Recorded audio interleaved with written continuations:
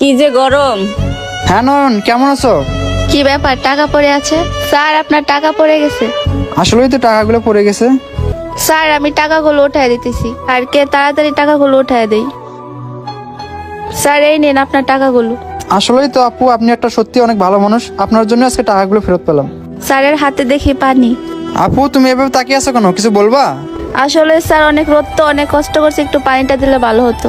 ঠিক আছে আপু, তাহলে পানিটা রাখো। Thank you sir. সকাল থেকে কিছু খাই নাই, স্যার যদি কিছু কিনে দিত। আপু, তোমার কি আরো কিছু লাগবে? আসলে স্যার, কালকে থেকে কিছু খাইনি, যদি কিছু কিনে দিতেন। ঠিক আছে আপু, তুমি কোনো টেনশন করো না। সামনে ক্যান্টিন আছে, তোমাকে ক্যান্টিন থেকে কিছু কিনে দিচ্ছি। আচ্ছা স্যার, চলেন। আচ্ছা ঠিক আছে, চলো তাহলে যাইয়ে দেখি ওকে কি কিনে দেওয়া যায়। ভাইয়া, ওইখান থেকে একটা রুটি দেন তো। এই যে আপু, নাও। সত্যি স্যার, আপনি অনেক ভালো, তাহলে আমি আসি।